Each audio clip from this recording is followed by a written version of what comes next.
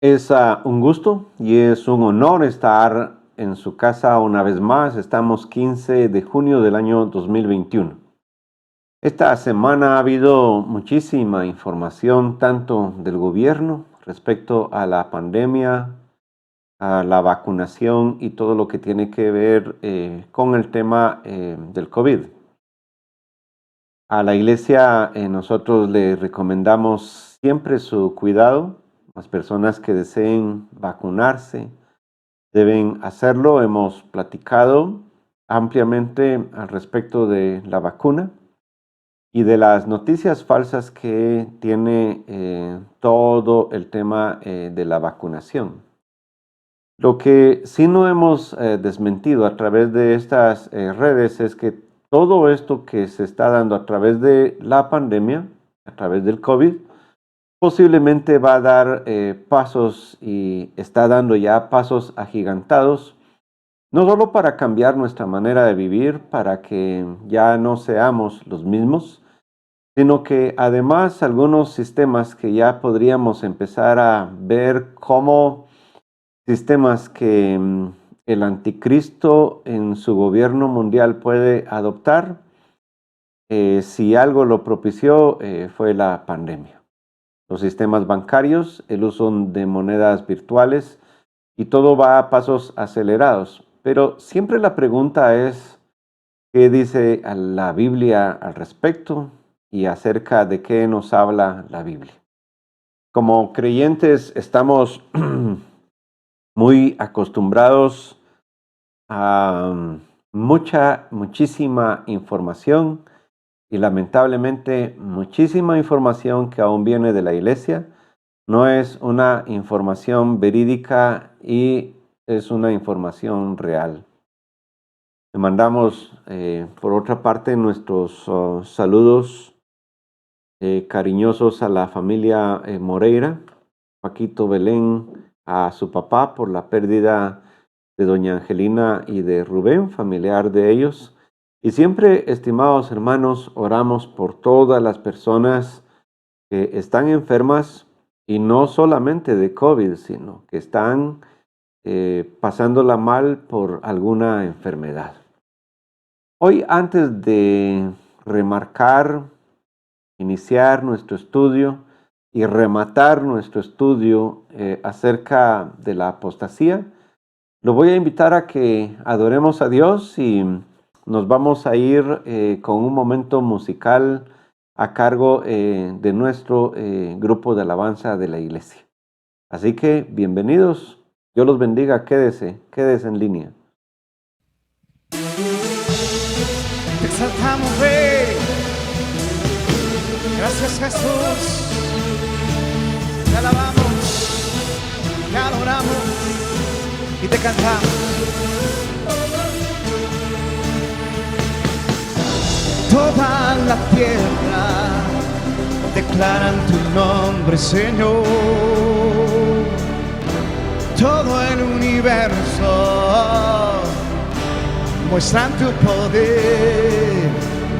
Dime cómo podré cantar al que no seas tú. Y dime cómo podré, si solo en ti seguro estoy. Te quiero alabar, te quiero adorar y cantar salmos a tu nombre. Te quiero alabar, te quiero adorar y cantar salmos a tu nombre. Los cielos cuentan tu nombre, decláreselo a Él. Toda la tierra, tu nombre, Señor. Toda la tierra declara tu nombre, Señor.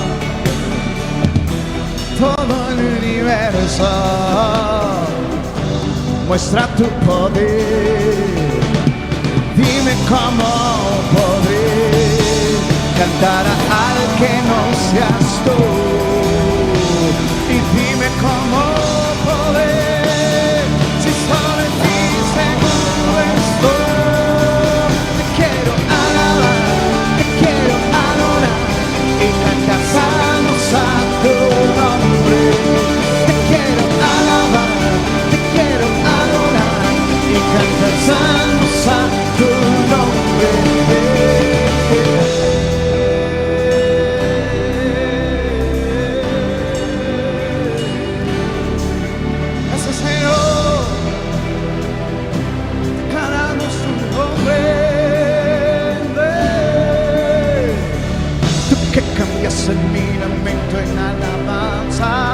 quitaste mi dolor, me diste una canción. Tú que cambiaste mi lamento en alabanza, quitaste mi dolor, pusiste una canción. Tú que cambiaste mi lamento en alabanza, quitaste mi dolor, pusiste una canción. Tú que cambiaste mi lamento en alabanza, quitaste mi dolor, pusiste una canción. Que cambiaste mi lamento en alabanza, quitaste mi dolor, pusiste una canción. Que cambiaste mi lamento en alabanza, quitaste mi dolor, pusiste una canción. Te quiero alabar, te quiero adorar y cantar salmos a tu nombre. Te quiero alabar, te quiero adorar y cantar salmos a tu nombre. Te quiero alabar, te quiero adorar y cantar salmos a tu nombre. Te quiero alabar, te quiero adorar y cantar salmos a tu nombre. Cantar salmos a tu nombre. Eres poderoso, eres fuerte.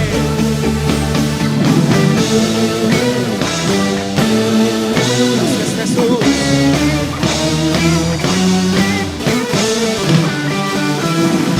Amén.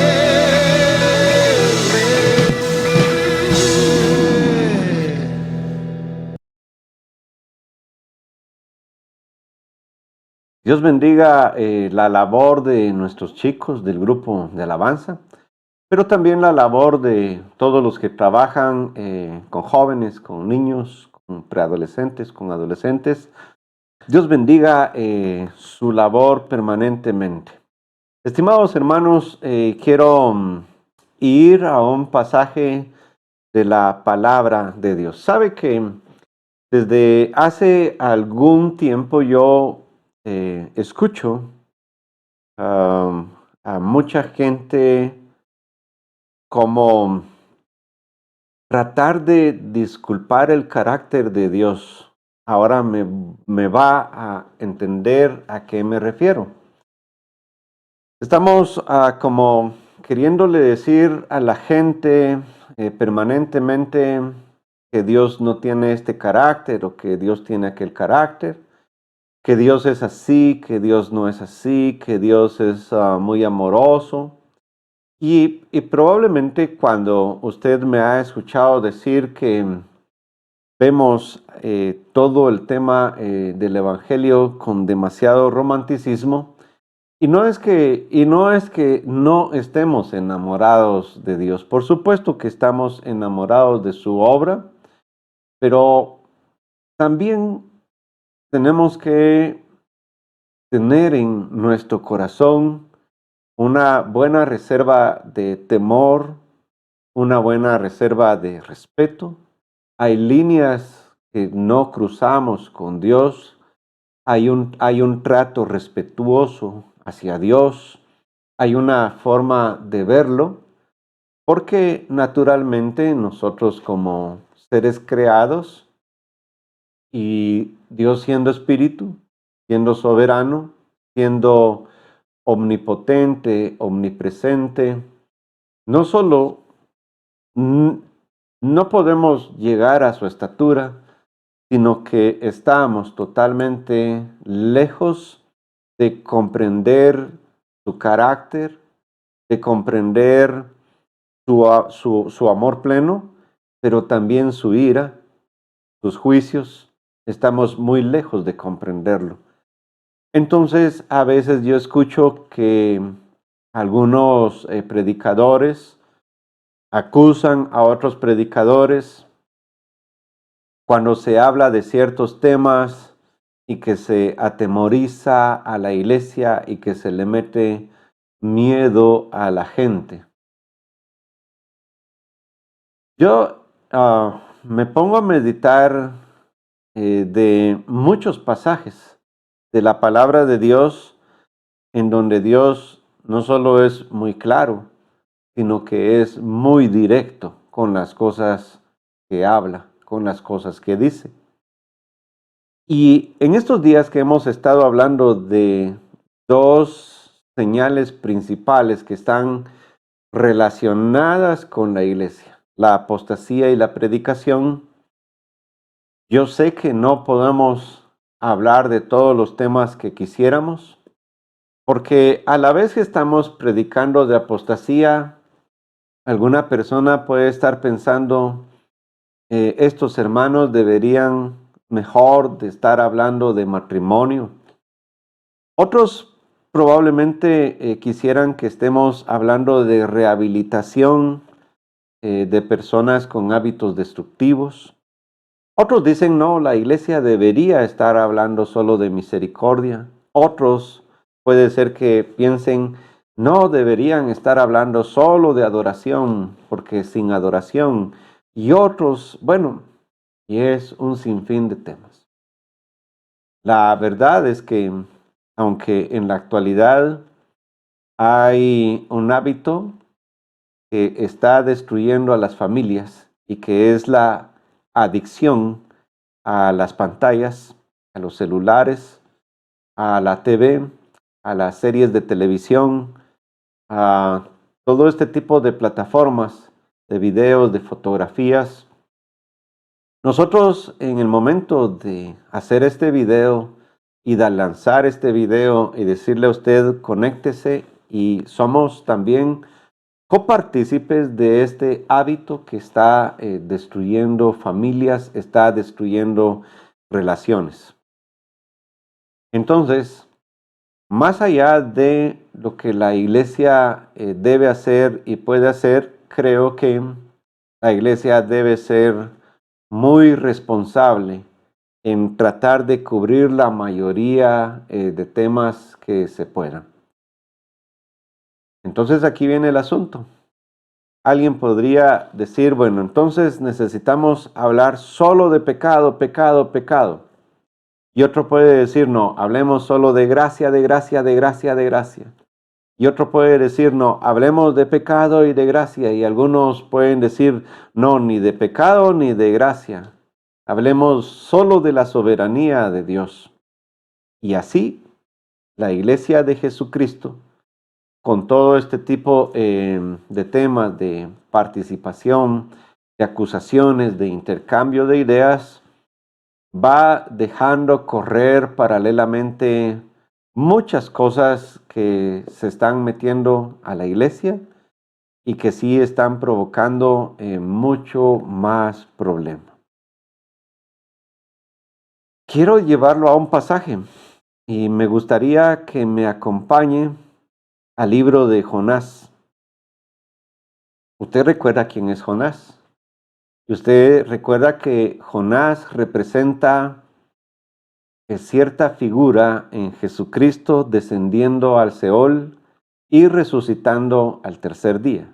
Creo que eso la mayoría de creyentes lo conocemos. Sin embargo, a diferencia de Jesús, Jesús fue obediente hasta la muerte. La diferencia es que Jonás recibió un mensaje que debía entregar. Jesucristo recibió un mensaje del Padre que Él entregó. Arrepiéntanse, porque el reino de los cielos se ha acercado. Arrepiéntanse. ¿De qué había que arrepentirse? De los pecados.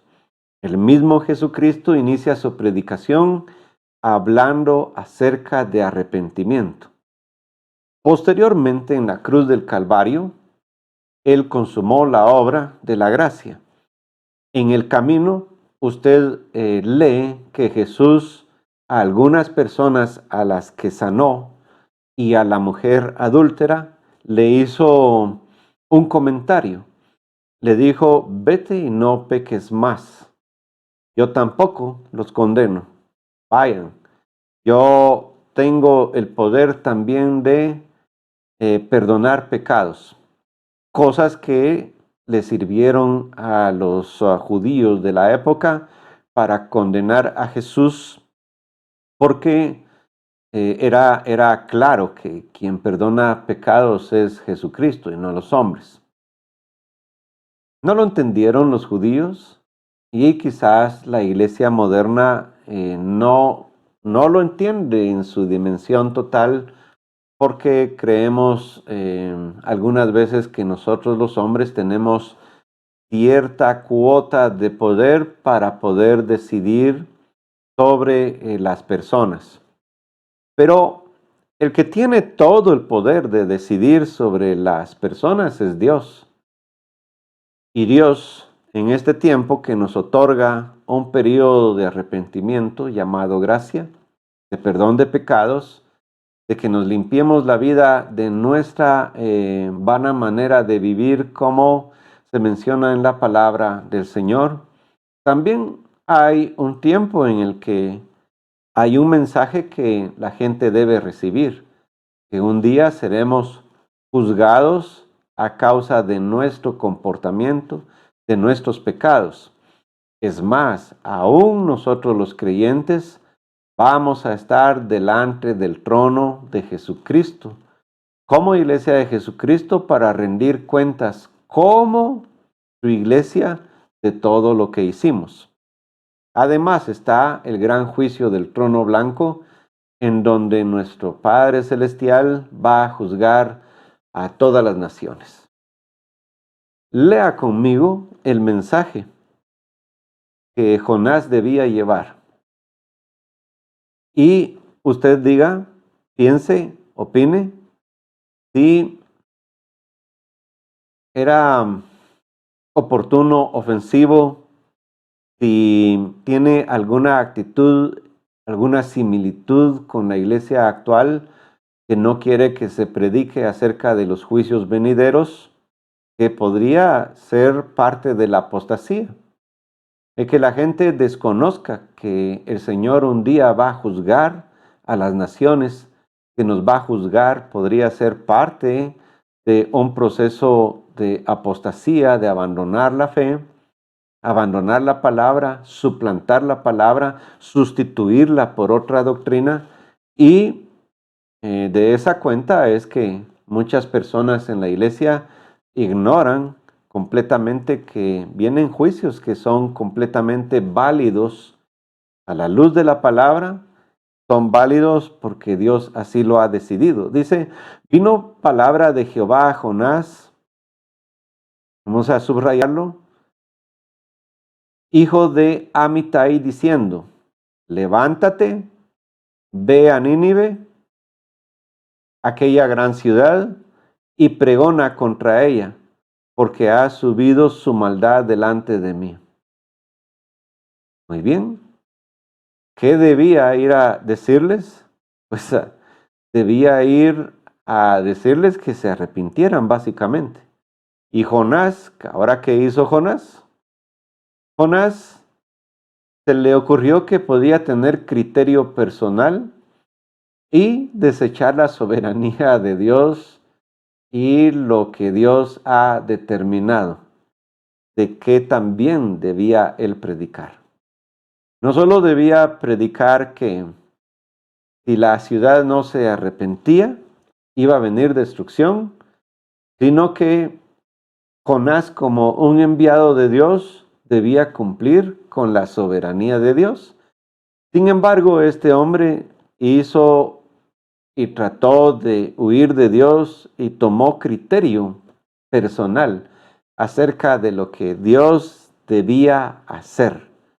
Y esta es la parte que como hijos de Dios nosotros debemos tener mucho cuidado. Una cosa es interceder por las personas que están en pecado e intercedemos.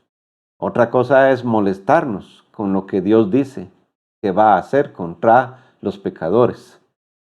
Y el mundo, si algo tiene en la actualidad, es que no le cabe cómo puede predicarse de un Dios amoroso que hace la guerra, que le indica a sus siervos que aniquilen poblaciones, o que la iglesia anuncie que va a venir una destrucción sobre todo el mundo.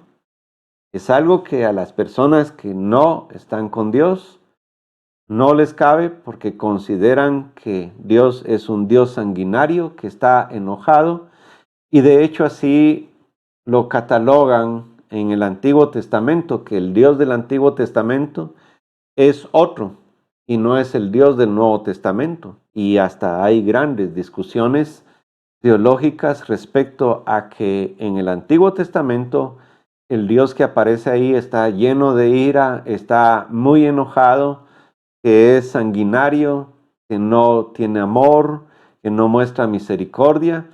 Mientras que en el Nuevo Testamento Dios desaparece completamente, se esconde y es un Dios que se hace invisible, amoroso y que lo soporta todo. Jonás se levantó para huir de la presencia de Jehová a Tarsis y descendió a Jope y halló una nave que partía para Tarsis, y pagando su pasaje entró en ella para irse con ellos a Tarsis, lejos de la presencia de Jehová. Ahora, ¿qué hizo Dios? Pues usted ya sabe que Dios levantó una tormenta.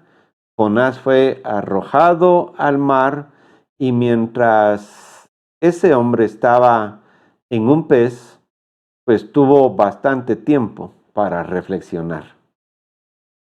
Después de reflexionar, no tuvo otra alternativa que volver, y aún así con resistencia, porque usted recuerda que empieza a debatir con Dios acerca de las razones por las que sí debía ir o no debía ir. Se mete debajo de un calabacín que Dios hizo crecer, pero cuando se queja, viene Dios y manda un viento solano, es decir, un viento lleno de calor, y mata al calabacín. Se queda sin protección Jonás. Y esto lo que muestra es que nosotros somos muy pequeños para debatir con un Dios muy grande y además tener la razón. No solo no tenemos la razón, sino que Dios no nos da permiso para tenerla. ¿Podemos interceder como Abraham hizo? Podemos interceder como Abraham hizo. ¿Podemos pedirle a Dios? Podemos pedirle a Dios. ¿Que hay cosas que ya están escritas que no están en nuestras manos? Posiblemente. La mayoría de las cosas no están en nuestras manos. Que nosotros podemos interceder por nuestras vidas y cambiar los rumbos, sí, la palabra de Dios muestra constantemente que aquellos que se acercan a Dios pueden hacer que sus vidas tomen una dirección correcta que los bendiga en sus caminos. Que van a venir las dificultades, van a venir las dificultades. Que vamos a salir de esas dificultades, probablemente vamos a salir de esas dificultades. Que todos aquellos por los cuales oramos que están enfermos se van a sanar, probablemente muchos se van a morir y probablemente algunos no. ¿Hay alguna explicación? No la tenemos, y solo podemos decir que hay una soberanía que depende totalmente de Dios, y a Él sea la gloria. Amén.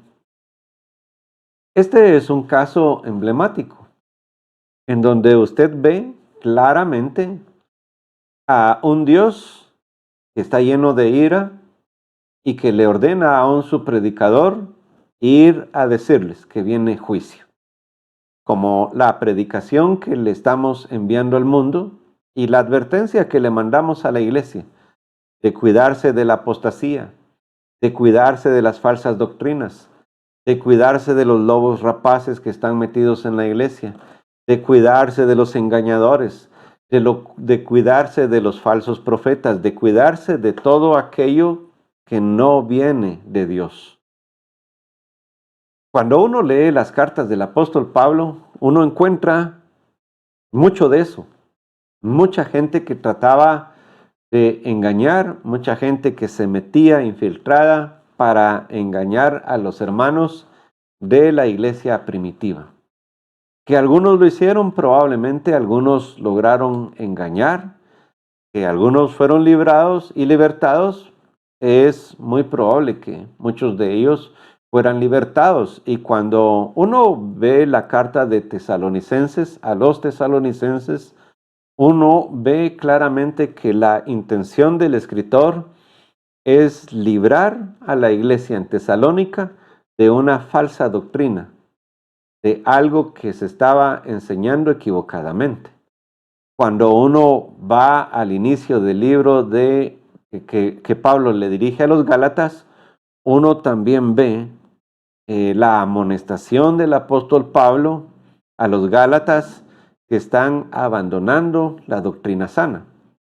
Cuando uno va a la iglesia de Corinto, esa es una historia totalmente diferente. Es una iglesia desordenada, es una iglesia muy mundana. Pero cuando uno va al Apocalipsis, y yo lo voy a invitar a que vaya conmigo al libro de Apocalipsis, y uno empieza a leer las cartas que nuestro Señor Jesucristo le dirige a 7 tipos de iglesias, vamos a encontrar falencias, vamos a encontrar una iglesia imperfecta y lejos de una iglesia que uno creería que es perfecta, uno ve una iglesia muy imperfecta.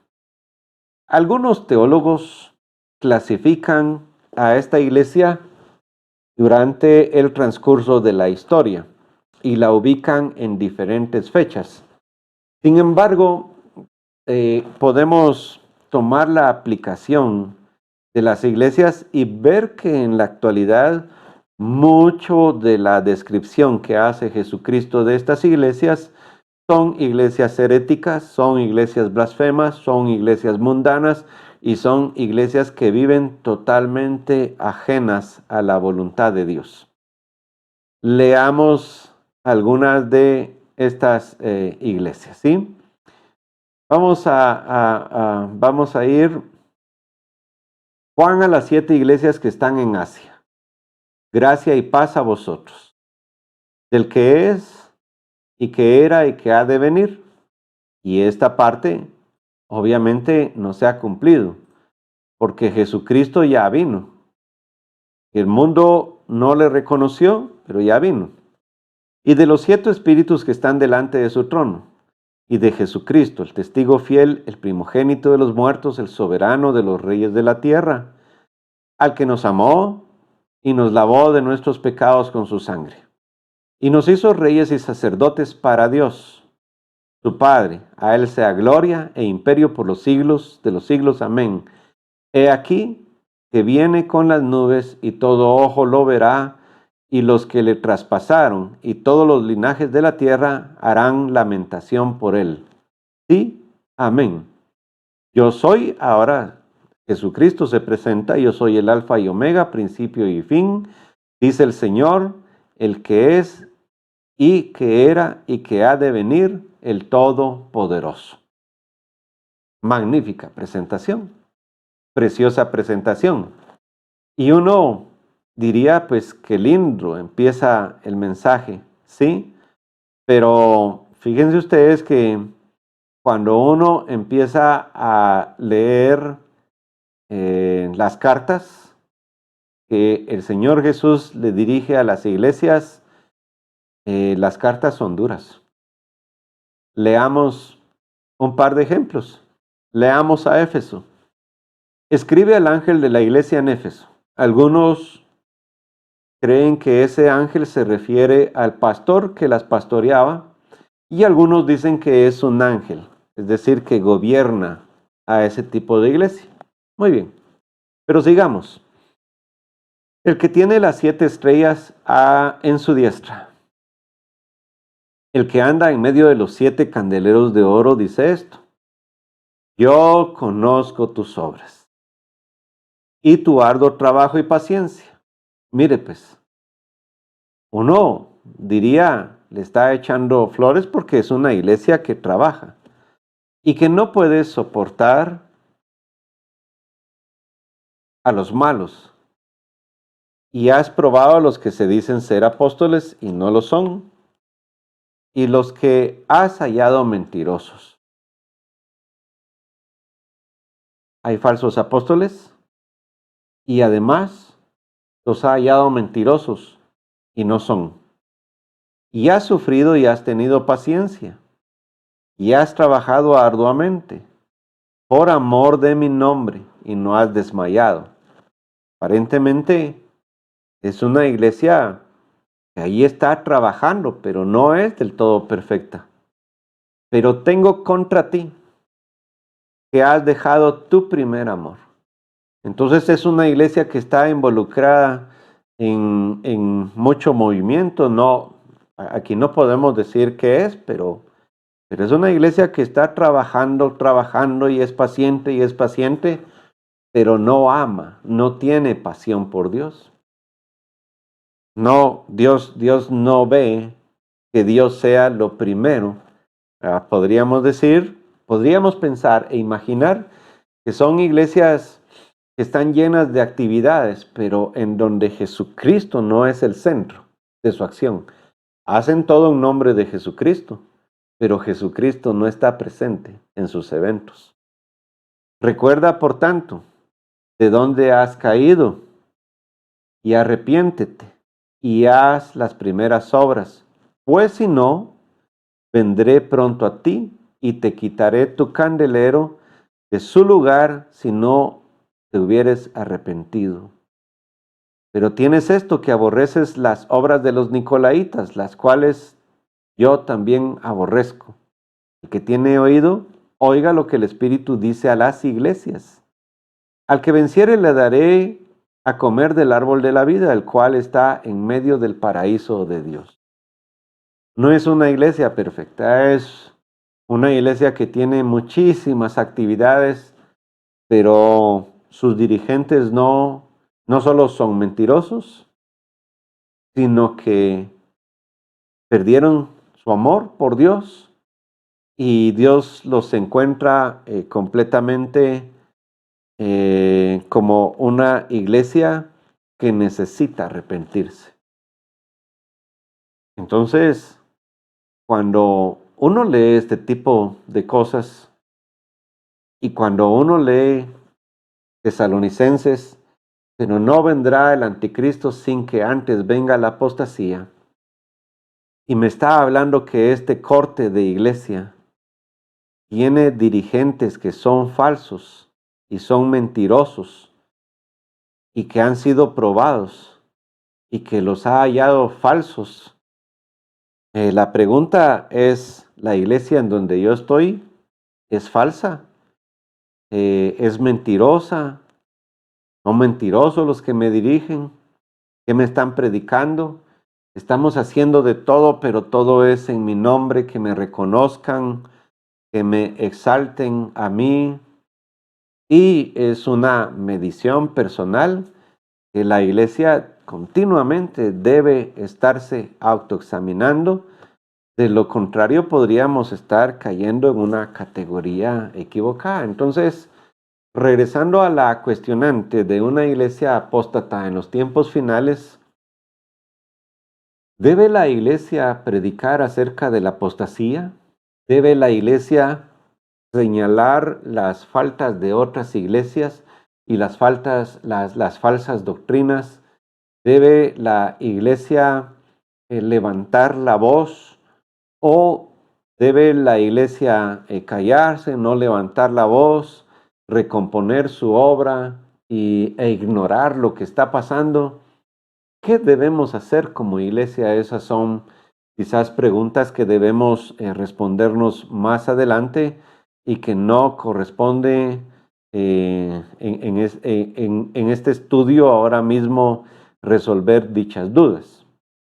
Leamos una segunda iglesia, dice. La iglesia de Esmirna. Escribe al ángel de la iglesia de Esmirna, el primero y el postrero, el que estuvo muerto y vivió, dice esto. Yo conozco tus obras y tu tribulación y tu pobreza. Muy bien. Hasta ahí, aparentemente, vamos bien. Pero tú eres rico y la blasfemia de los que se dicen ser judíos y no lo son, sino sinagoga de Satanás. No temas en nada lo que vas a padecer. He aquí el diablo echará a algunos de vosotros a la cárcel, para que seáis probados, y tendréis tribulación por 10 días. Sé fiel hasta la muerte, y yo te daré la corona de la vida. El que tiene oído, oiga lo que el Espíritu dice a las iglesias. El que venciere no sufrirá daño en la segunda muerte. Y vemos que hay algo que no está bien en esta iglesia. Parece que hay doctrinas que están arraigadas, metidas en la iglesia, en esa iglesia en particular, en ese corte de iglesia, y que Dios considera como una sinagoga de Satanás. Qué tremendo, ¿verdad? Estimado hermano, Dios conoce vida nueva, Dios conoce lo que somos, Dios conoce lo que hay en nuestro corazón, Dios conoce la obra que hace cada uno de nosotros. Y aunque hoy no terminemos el tema y no lo rematemos, lo hagamos posteriormente, pero debemos siempre hacernos preguntas personales. ¿Realmente soy religioso? ¿Realmente amo a Dios? ¿Realmente estoy dispuesto a servirle a Dios? ¿O mis intereses, mis propias creencias, mi manera de ver a Dios se están anteponiendo a la soberanía de mi Señor y podría ser encontrado falso? Preguntas personales. Como iglesia de Jesucristo, en general, tenemos un corte, es decir, que tenemos un perfil.